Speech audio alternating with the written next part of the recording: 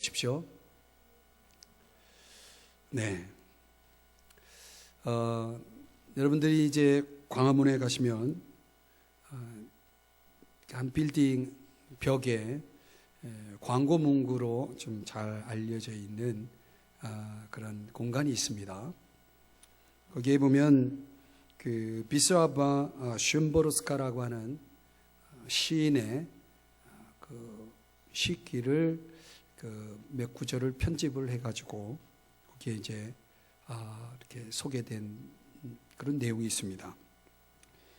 폴란드의 대표 시인이자 1995년 6년에 노벨 문학상을 수상한 여성으로는 세 번째로 노벨 문학상을 수상한 분인데, 슌보르스카의 두 번은 없다는 시를 여러분에게 소개하면서 오늘 말씀을 시작하려고 합니다. 두 번은 없다. 지금도 그렇고 앞으로도 그럴 것이다. 그러므로 우리는 아무런 연습 없이 태어나서 아무런 실습 없이 죽는다. 우리가 세상이란 이름의 학교에서 가장 바보 같은 학생일지라도 여름에도 겨울에도 낙제는 없는 법, 반복되는 하루는 단 하루도 없다. 두 번의 똑같은 밤도 없고 두 번의 한결같은 입맞춤도 없고 두 번의 동일한 눈빛도 없다. 중약하고요. 힘겨운 나날들 무엇 때문에 너는 쓸데없는 불안으로 두려워하는가? 너는 존재한다. 그러므로 사라질 것이다. 너는 사라진다. 그러므로 아름답다. 미소 짓고 어깨 동무하며 우리 함께 일치점을 찾아보자. 비록 우리가 두 개의 투명한 물방울처럼 서로 다를지라도. 이런 시입니다. 이 폴란드 국민들이 애송하는 시로 초등학교 교과서에 실릴 정도의 유명한 시라고 합니다. 저는 이 시를 광화문 광고판에 나와 있는 것을 보면서 좀 이 시의 전문을 보고 또 이 시가 전해주는 메시지를 생각하면서 개인적으로 연말 그리고 연초 오늘 주일까지 생각하면서 개인적으로 많이 은혜를 받았습니다. 왜냐하면 이 시가 참 우리에게 큰 메시지를 가지고 있다. 아주 성경적인 메시지죠. 세 가지의 메시지를 가지고 있는 시인데요. 첫째는 너와 나 그 각 사람이 각각의 사람이 다 개성이 있는 존재이므로 너무나 중요하다. 서로가 중요하다. 그래서 우리 사회는 서로를 그렇게 소중한 존재로 생각하면서 포용하는 사회가 되어야 된다. 이게 성숙한 사회다. 서로가 그 다름을 인정하고 다를지라도 일치점을 찾아가야 할 그러한 존재, 그런 포용하는 사회를 향한 메시지가 있다라고 하는 것이고, 두 번째는 두 번은 없다라고 하는 강조점을 통해서 그러므로 우리의 존재 자체가 유일하고 귀하다.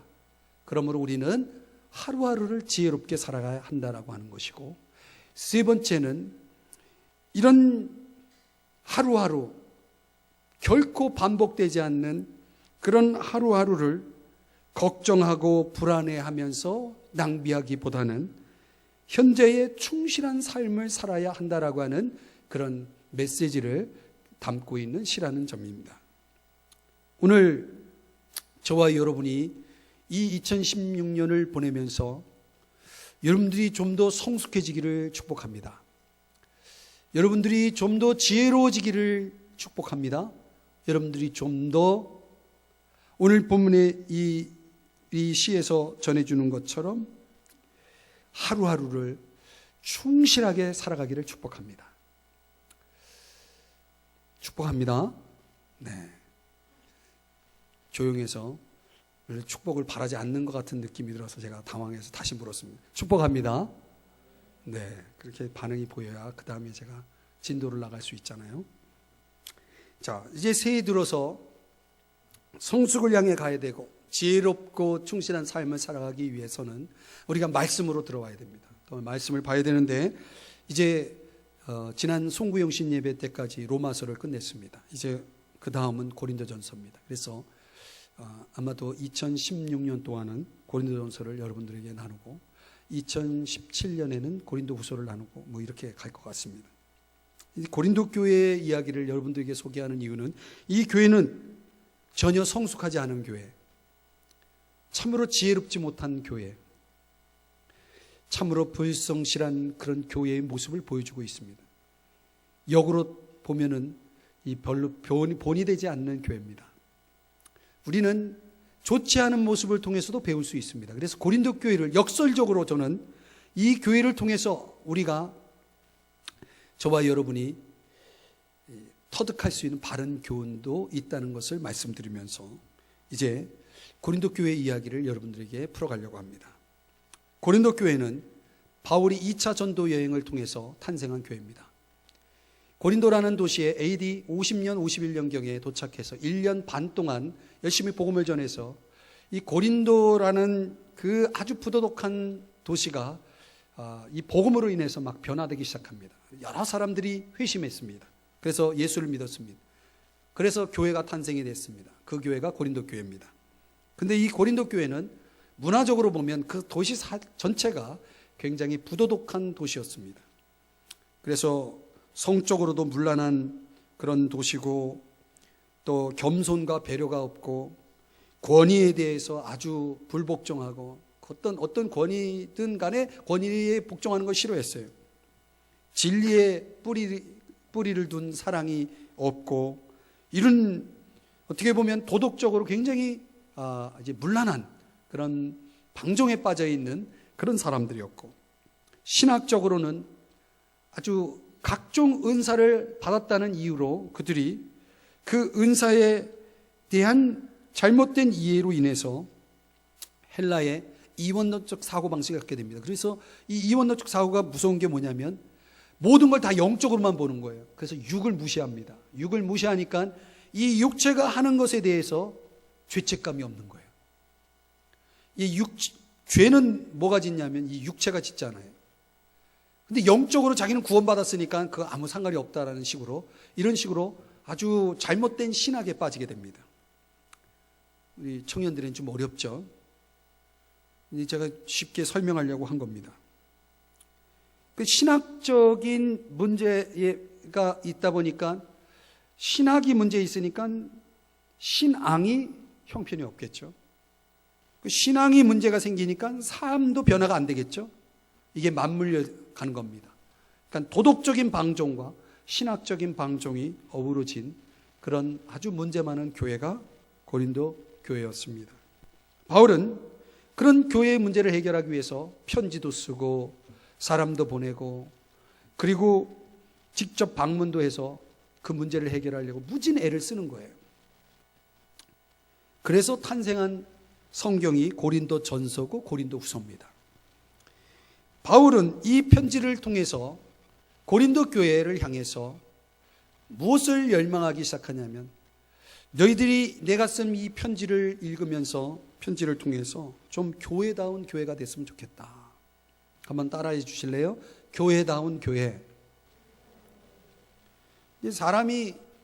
사람다워야 사람이고 교회가 교회다워야 교회죠. 근데 그런 걸 열망하면서 이 편지를 이제 쓰게 됩니다. 오늘은 첫 시간으로 1절서부터 9절까지 내용 속에서 교회가 교회답기 위해서 바울이 강조하는 세 가지가 있습니다. 오늘 그 세 가지를 여러분들과 같이 나누기 원합니다. 첫째로 교회가 교회다우려면 하나님의 부르심대로 살아야 됩니다. 하나님의 부르심, 영어로는 calling입니다. 하나님의 부르심대로 살아야 된다. 이게 무슨 말이냐? 사람은 생긴 대로 사는 게 아니고 부르심대로 사는 것입니다. 경찰로 부름을 받았다. 그럼 경찰로 사는 겁니다. 목사로 부름을 받았다. 그럼 목사로 사는 겁니다. 우리 각자는 각각의 부르심이 있습니다. 사회로부터, 국가로부터. 오늘 휴가를 나온 청년이 있었는데 국가로부터 부름을 받아서 군인이 된 겁니다. 그러면 군인으로 살아야 되는 겁니다. 또 교회로부터, 교회는 어떤 부름이 있습니까? 교회는 직분이 있습니다. 목사, 장로, 권사, 집사 일반 성도, 이런 부름이 있습니다. 또 어떤 부름이 있습니까? 은사가 있습니다. 은사는 영어로는 기프트고, 또 이것을 풀었으면 하나님이 주시는, 하나님을 섬기고 교회를 섬기라고 주시는 은혜, 이렇게 말할 수 있습니다. 그래서 어떤 사람은 악기를 잘 다룹니다. 그러면 악기를 통해서 하나님을 위해서 일하는 겁니다. 어떤 사람은 노래를 잘합니다. 그러면 노래를 통해서 하나님을 위해서 일합니다. 어떤 사람은 손재주가 좋습니다. 그러면 손재주를 가지고 또 주님을 섬기는 겁니다. 하나님이 각각 잘하는 것, 좋아하는 것을 활용해서 하나님이 그런 콜링을 하십니다. 너 이것 좀 해볼래? 티칭의 은사가 있는 사람은 교사를 하는 거고, 노래의 은사가 있는 사람은 찬양대를 하는 거고, 또 몸으로 이런저런 것들을 잘 만들고 하는 사람들은 이런 데코 같은 것들을 통해서 또 하는 거고, 다 사람들이 다 자기가 가지고 있는 하나님이 주신 이 기프트가 있는 겁니다. 세상에서는 그것을 탤런트, 우리 성경의 용어로는 달란트, 이런 게 있는 거죠. 그런데 안타깝게도 얼마나 많은 사람들이 이 부르심을 모르는지 몰라요. 이 부르심의 자리를 몰라요. 있어야 될 자리에 있지 않습니다. 그리고 그런 것들에 대해서 전혀 관심도 없습니다. 이 교회다운 교회가 되기 위해서는 하나님의 부르심이 무엇인지를 알아야 됩니다. 오늘 성경에 하나님의 교회라는 용어가 나옵니다. 이게 무슨 뜻이냐면, 풀었으면 하나님이 어떤 목적을 가지고 모다라는 의미를 갖는 단어입니다.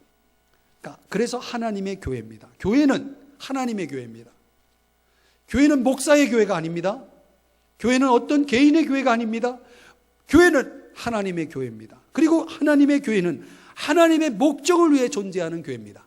그리고 이 하나님의 목적이 무엇이냐, 그거를 아는 것이 중요하다는 것입니다. 그 목적 가운데 하나는 2절을 보실까요? 여러분 성경이 있으시면 2절을 보세요. 2절에 보면 그리스도 예수 안에서 거룩하게 된, 그런 표현이 나오죠. 거룩하여지고 그리스도 예수 안에서 거룩해졌다. 이게 부르심입니다. 우리를 어디로 부르셨냐? 거룩함으로 부르셨다. 거룩이라는 것은 구별을 강조하는 단어입니다. 구별되었다. 어디로부터? From, 세상. 세상으로부터 구별되었다. 세상으로부터 왜 구별되었느냐? 좀 다르게 살라고. 세상과 좀 다르게 살라고. 우리 예수 믿는 사람들이 다르게 살아야 되는데 세상 사람들과 똑같이 살아요. 그러면 교회다운 교회가 아닌 거예요. 세상 사람들 가는 데 다 가고, 세상 사람들 먹는 거 다 먹고, 세상 사람들 싸우는 대로 다 싸우고, 미워하는 대로 다 미워하고, 이건 더 이상 교회일 수가 없는 겁니다. 오늘날 이런 철저한 구별됨이 없는 교회가 있기 때문에 오늘날 교회는 더 이상 세상에 빛이 되지 못하고 소금도 되지 못하는 거예요. 여러분, 우리가 거룩하게 되는 자리에 부름을 받았다는 것을 잊지 말아야 됩니다. 그러면 그런 사람들은 잊지 않을 때 도덕적인 열매를 풍성하게 맺게 되는 것입니다. 또 하나, 어디로 우리를 부르셨느냐? 예수 그리스도의 이름을 부르는 자리로. 거기 그렇게 나오죠. 2절 중간에 보면은 우리의 주 곧 그들과 우리의 주 되신 예수 그리스도의 이름을 부르는 모든 자들에게.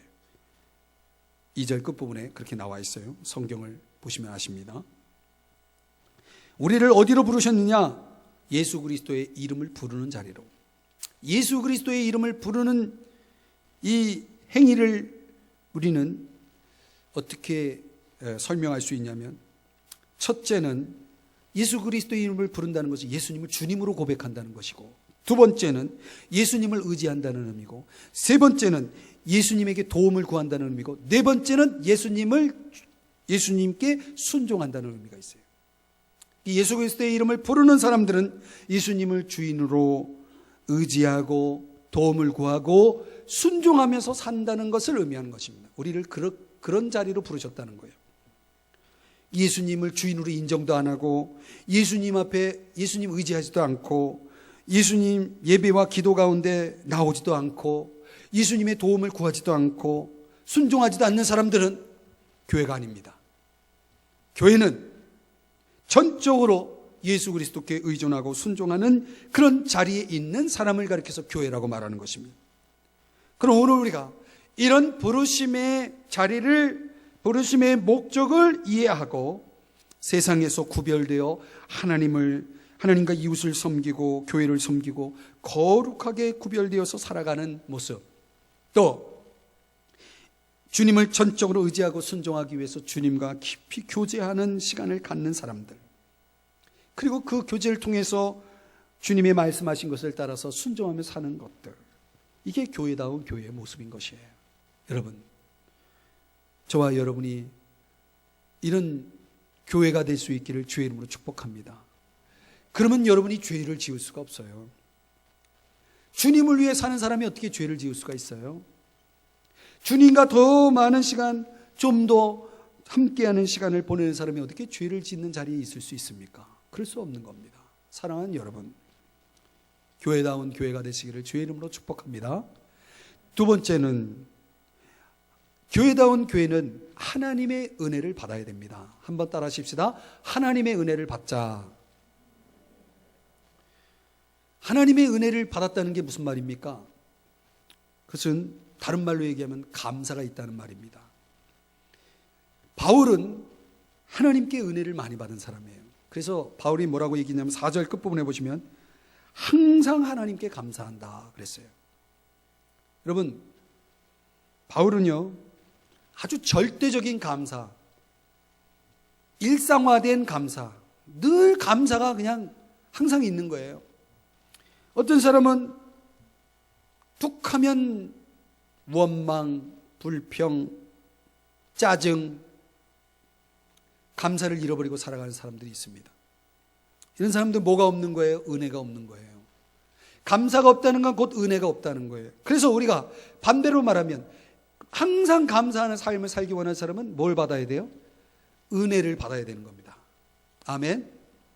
아멘? 은혜를 받아야 되는 거예요. 그럼 바울이라고 하는 사람은 나쁜 소식이 들려와도 감사, 마음이 힘들어도 항상 감사 기도부터 하고 이런 삶을 살았다는 것입니다. 은혜를 받는다는 건 매우 중요합니다. 여러분, 은혜는, 이 은혜라는 단어, 카리스라는 단어인데, 이 카리스라는 단어를 연구를 보면 은혜는 굉장히 아름다운 거예요. 그래서 은혜를 받으면 사람이 추해지지 않고 아름다워집니다. 또 은혜를 받으면 사람들이 건강해집니다. 마음도 건강, 몸도 건강. 또 은혜를 받으면 질서가 잡힙니다. 삶의 질서, 규칙. 은혜에 반대되는 요소로부터 은혜를 받으면 이제 은혜의 특징을 갖기 시작하는 것. 근데 이런 아름다움, 건강, 질서 이런 것들은 결국 하나님의 일하심을 통해서 이루어지는 것. 그래서 은혜는 값없이 주어지는 선물이다 말하는 것입니다. 은혜를 받은 사람의 특징은 그래서 죄 짓는 삶에서 하나님을 기쁘시게 하는 삶으로 변화되는 겁니다. 하나님이 일하시는 거죠. 그럼 하나님이 우리 삶 속에 얼마나 일하시느냐, 이거는 그 사람이 은혜를 얼마나 받느냐의 문제입니다. 근데 하나님이 은혜를 주시는 통로가 있어요. 세 가지입니다. 첫째는 말씀입니다. 그래서 오늘 5절에 보면 모든 언변과 모든 지식에 풍족하다 이렇게 말하고 있습니다. 풍족하다는 것은 부자가 됐다는 거예요. 여러분, 이 세상 재물에 집중하고 이 재물 위에 살아가는 사람들은 이런 은혜가 주는, 즉 말씀이 주는 부요를 잘 모릅니다. 이 세상 모든 걸 가져도 불행한 사람이 있고 이 세상의 모든 것을 잃어버려도 행복한 사람이 있는 거예요. 부자가 됐다, 부유하다라고 하는 것은 행복하다는 의미와 같은 거예요. 말씀으로 그런 사람이 되는 겁니다. 제가 그런 사람들을 어디서 만났냐면 중국에 가서 만났습니다. 제가 중국의 한 신학교에 가서 1년에 여러 차례 다녀온 그런 경험이 있습니다. 월요일날 아침 일찍 비행기 타고 가가지고 여기 뭐 얼마 안 걸려요, 그죠? 중국 천진이라는 곳에 갔는데 인천에서 배를 타고 갈 수도 있고 비행기를 타고 가는데, 비행기를 타고 가면 비용은 비싸지만은 시간이 빠릅니다. 그래서 비행기를 타고 가서 자비량으로 제가 돈을 모아가지고, 그리고 그냥 가면 안 돼요. 중국에 갈 때는 돈도, 선교 헌금도 모금해가지고 가져가야 돼요. 그것도 가져가는 겁니다. 이제 중국 공안들이 그런 사람들 착출해내려고 막 현안이 돼 있는데, 제가 믿음으로 갑니다. 가면은 거기에 이제 학교 관계자가 와가지고, 중국의 신학교 관계자가 나와서 저를 배웅해주고, 제가 가가지고 월요일 오후부터 강의를 시작합니다. 가자마자 강의 시작하는 거예요. 오후, 저녁, 아침, 오후, 저녁 계속 그걸 토요일 오전까지 합니다. 토요일 날 오전에 시험 문제 딱 주고 그러고 옵니다. 제가 이제 성경을 가서 가르쳤는데, 성경을 배운 성경 본문을 다 외워서 쓰라, 이게 시험 문제예요. 그렇게 주고 오는 겁니다. 근데 청년들이, 그게 학생들이 성경을 배울 때요, 얼마나 열심인지 몰라요. 저는 놀랬어요. 제가 이제 청년 사역을 참 오래 했는데, 청년들 참 말씀에 깊이 올인하는 청년들이 많습니다. 저는 우리 교회 청년들도 그런 청년들이 되길 좀 바랍니다. 하나님 말씀을 배우기 위해서 얼마나 열정을 가지고 뛰어드는지 모릅니다.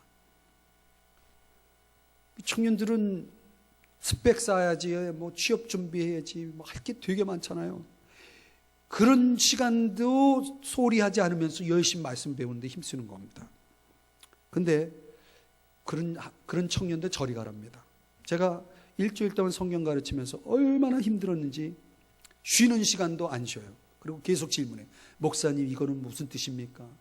아니, 그거는 성경 강의 시간에 하라고. 그래도 아랑곳하지 않고 막 질문하고 그래가지고 제대로 쉬지 못하고 화장실도 제대로 못 가고, 밥 먹는 시간에도 계속 질문하는 거예요. 그냥 밥을 어떻게 먹었는지 몰라요.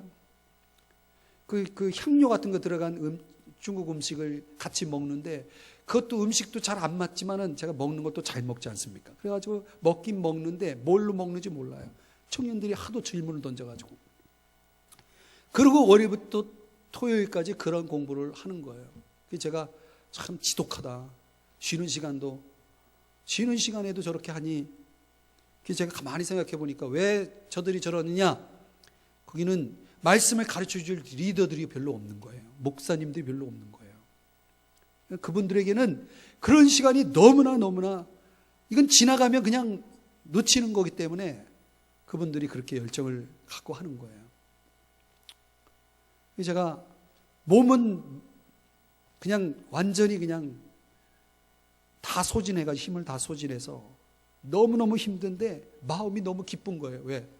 그런 말씀에 대한 그 열정을 가진 젊은이들하고 같이 시간을 보내고 나니까 마음이 너무나 행복한 거예요.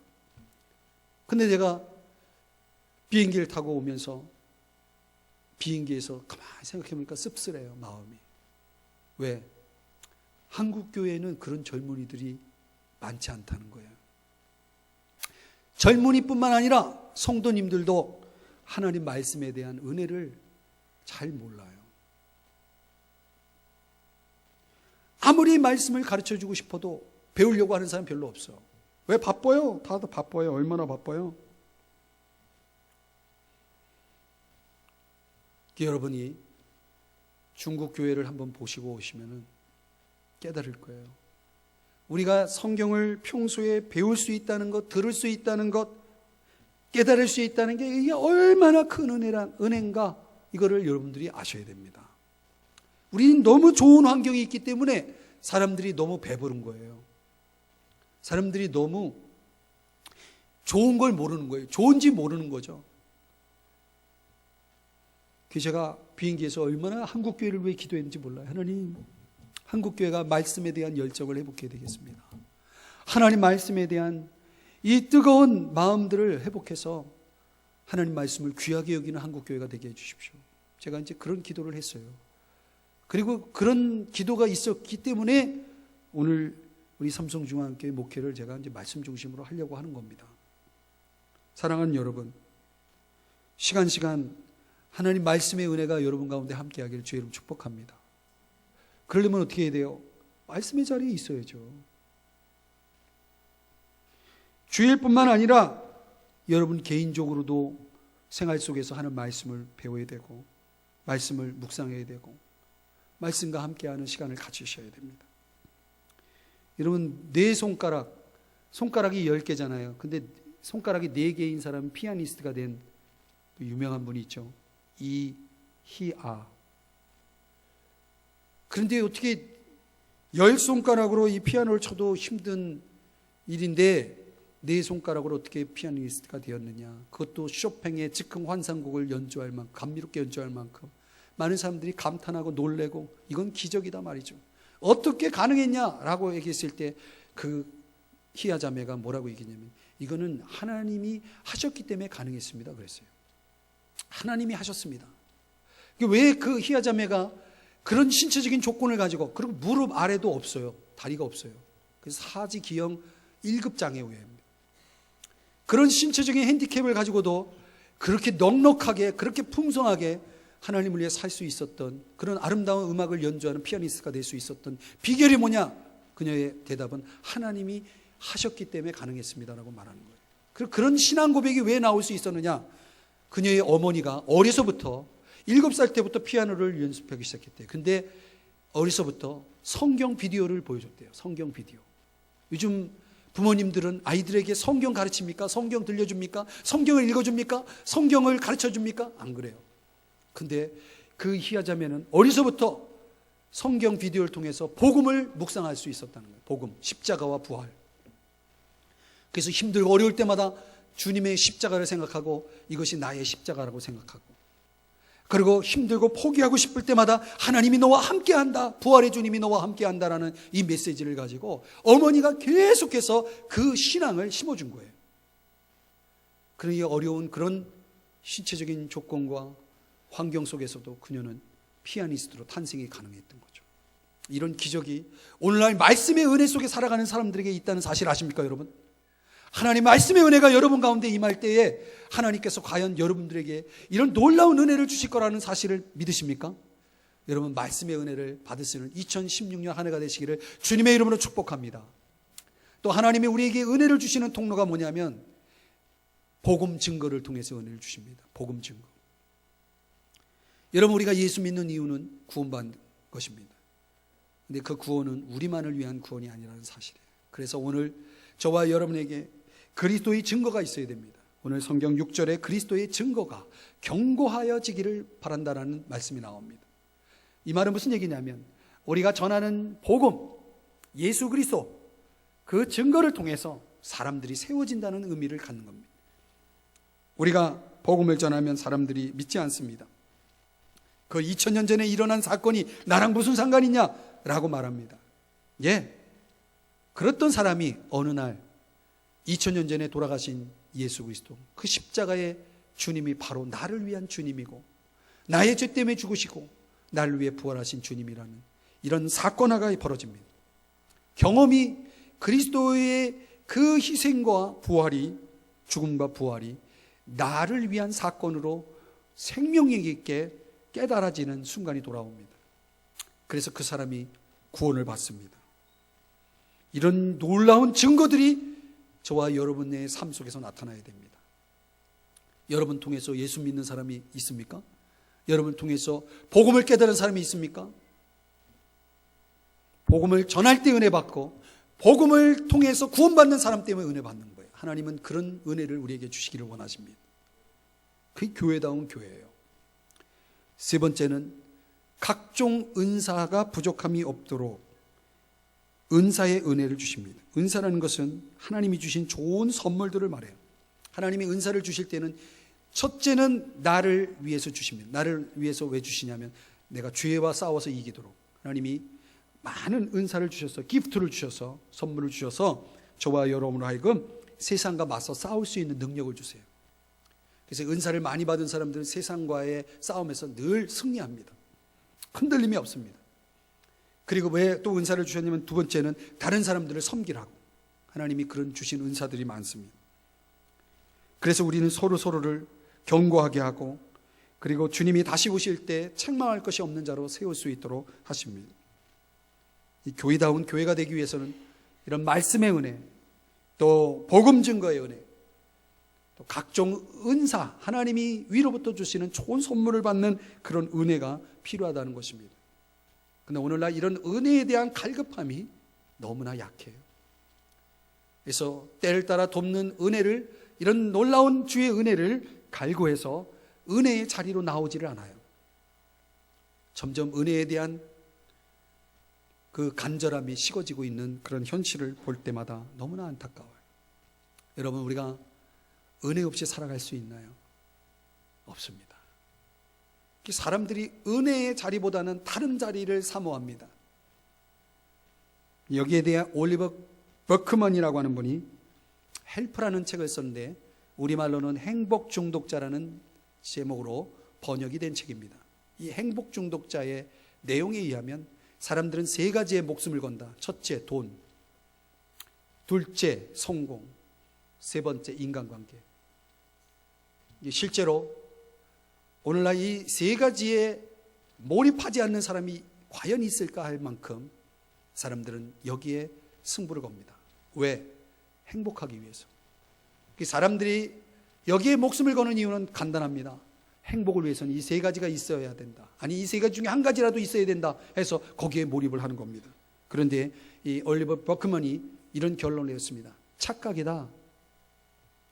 그것은 집착이다. 중독이다. 그 세 가지가 있어도 사람은 행복할 수 없다. 이렇게 결론을 내렸어요. 인간이 진정으로 추구해야 될 행복은 그런 행복이 아니다. 돈으로 해결되는, 성공으로 해결되는, 또 인간관계의 어떤 조음으로 해결되는 그런 차원의 행복이 아니다. 왜냐하면 인간은 동물이 아니기 때문이다. 동물은 먹고 싶을 때 먹으면 행복하고, 자고 싶을 때 자면 행복하고, 갖고 싶은 거 가지면 행복하지만 그건 동물이기 때문에 느끼는 행복이고, 우리 인간은 동물 이상의 존재다는 거죠. 왜냐하면 인간은 도덕적이고 양심적인 존재다.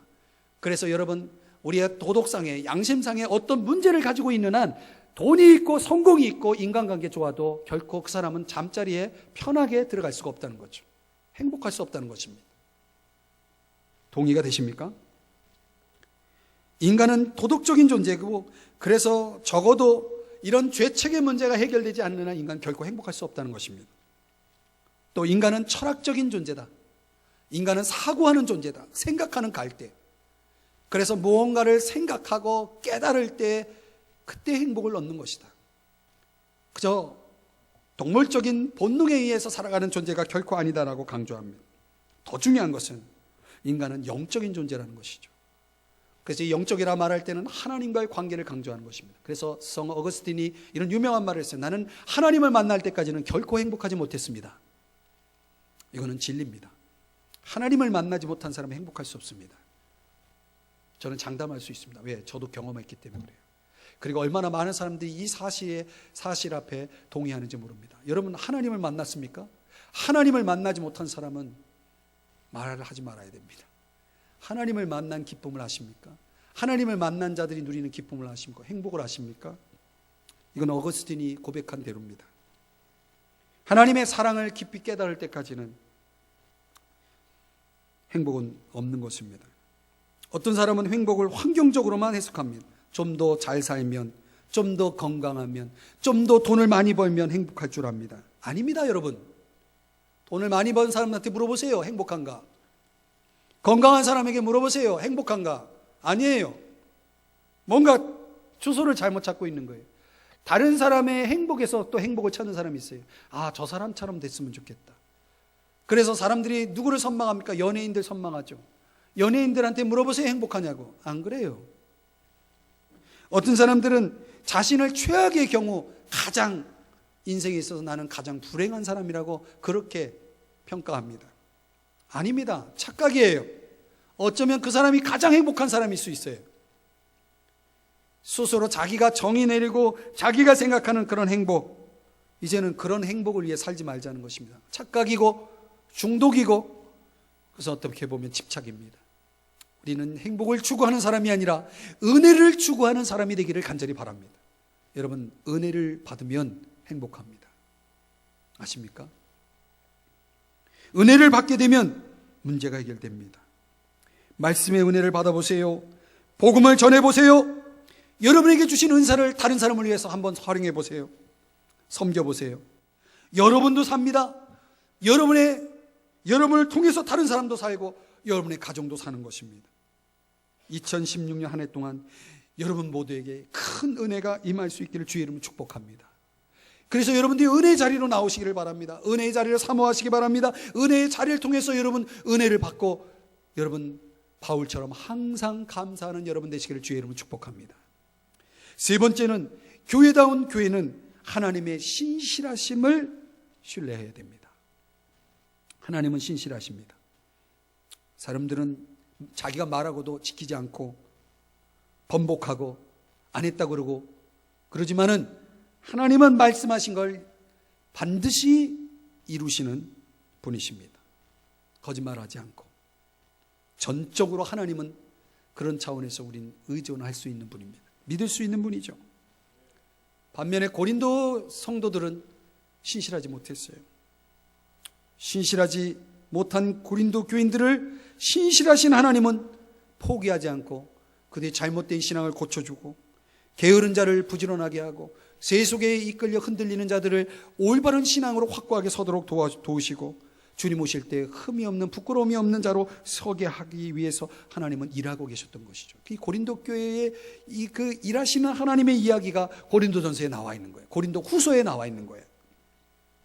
하나님의 신실하심은 각 개인의 삶으로 끝나지 않습니다. 이 땅에서의 삶으로 끝나지 아니하고 주 예수 그리스도의 날까지, 아니 영원히 존재하는 신실하심입니다. 주님이 하실 거라는 거예요. 여러분, 2016년 어쩌면 우리는 연약해서 또 하나님을 실망시키고 어쩌면 우리 자신에게도 실망할지 모르겠습니다. 넘어지고 실패하고 그럴지 모르겠습니다. 그러나 여러분, 하나님을 신뢰하세요. 신실하신 하나님이 그런 넘어지고 실패하는 우리들을 포기하지 않을 겁니다. 우리를 다시 일어서게 할 겁니다. 우리를 다시 시작하게 할 겁니다. 우리를 다시 승리하게 할 겁니다. 여러분, 그것이 바로 하나님의 신실하심입니다. 우리의 구원 또한 하나님의 그 신실하심의 약속을 통해서 이루어졌듯이 우리의 신앙생활도 마찬가지입니다. 신실하신 하나님은 지금도 일하고 계시는 거예요. 저와 여러분을 위해서 지금도 신실하신 하나님은 일하고 계시는 거예요. 저는 가만히 보면 그게 보여요. 저 자신의 삶을 통해서도 보이고 우리 성도님들을 보면서 저분은 지금 주님이 일하고 계시는구나. 얼마나 감사한 일인지 모르겠어요. 작년하고 올해를 이제 시작하면서 내 모습을 돌아볼 때에 또 성도들을 돌아볼 때 주님이 지금 일하고 계시는구나. 분명히 그런 차이가 있는 사람들이 있어요. 주님이 지금 함께 하시고 일하고 있다는 증거인 것입니다. 그래서 우리의 구원이 우리의 노력과 행위, 믿음에 달려있다면 얼마나 불안하겠어요. 우리의 구원과 우리의 신앙, 우리의 삶이 나의 노력에 달려있다면 얼마나 불안하고 얼마나 위태롭겠습니까? 주님의 그 신실하심이 여러분들과 함께 할 줄 믿습니다. 여러분의 삶을 지켜주실 것을 믿습니다. 여러분, 하나님만을 믿으세요. 탈무드에 나오는 이야기 가운데 어떤 사람이 랍비한테 가가지고 당나귀를 빌리려고 했어요. 당나귀 좀 빌려달라고 그랬더니 아침에 도망가가지고 빌려줄 수 없다고 랍비가 얘기합니다. 근데 저 마구간에서 당나귀 소리가 들리는 거예요. 그래서 깜짝 놀라가지고 랍비를 쳐다보니까 랍비가 정중하게 이렇게 말했다는 거예요. 당신은 누구를 믿나요? 나를 믿나요? 당나귀를 믿나요? 그랬다는 거예요. 여러분, 뭔 말인지 알아들으시겠습니까? 여러분은 누구를 믿나요? 이 탈무드의 이야기가 던져주는 메시지는 그것입니다. 우리가 듣는 것, 보는 것, 우리가 가진 것 다 믿을 게 못 된다는 얘기예요. 사람들이 경험을 믿습니까? 여러분, 경제학자가 말하는 이 나라 2016년의 경제를 믿을 것입니까? 경제 전망을 믿을 것입니까? TV가 전해주는, 뉴스가 전해주는 그런 정보들을 믿을 것입니까? 우리의 인생 경험조차도 결국은 다 믿을 게 못 되는 거예요. 부도가 난 것처럼 말이죠. 믿음의 근본을 찾아야 됩니다. 이사야서 2장 22절에는 너의 인생을 의지하지 말라 그랬습니다. 사람은 근본적으로 믿을 존재가 아닙니다. 따라서 저와 여러분의 믿음의 근본은 하나님이시라는 사실을 잊지 마셔야 됩니다. 하나님만 믿을 수 있어요. 왜? 그분만이 변치 않기 때문에 그렇습니다. 또 그런 하나님이 내 인생을 간섭하고 개입하고 인도하실 거라는 사실을 신뢰할 수 있다면 오늘 우리가 얼마나 하나님 앞에 감사할 수 있고 얼마나 겸손할 수 있겠어요. 하나님이 하신다는 믿음을 갖고 그 하나님을 신뢰하며 살아가면 우리의 삶은 흔들리지 않을 겁니다. 저는 2016년 여러분의 삶이 그런 삶이 될 수 있기를 주의 이름으로 축복합니다. 하나님을 신뢰하고 하나님을 신뢰하는 법을 배우고 하나님 앞에 맡기며 살아가는 여러분이 되시기를 주님의 이름으로 축복합니다. 교회다운 교회 어떻게 가능합니까? 부르심대로, 하나님의 부르심, 콜링대로 살아야 됩니다. 하나님의 은혜를 받으셔야 됩니다. 하나님의 신실하심을 신뢰하여야 합니다. 그러면 여러분 진정 교회다운 교회가 될 것이고 신자다운 신자가 될 것입니다. 여러분도 살고 여러분의 가족도 살고 여러분의 섬기는 교회도 살고 함께 살게 될 것입니다. 다시 한번 이 한 해를 여러분의 삶 속에 함께 하시는 그 하나님으로 인해서 그분의 부르심과 은혜와 그 신실하심에 기초해서 한 해 승리해 나가시는 여러분 되시기를 주님의 이름으로 축복합니다. 기도하겠습니다.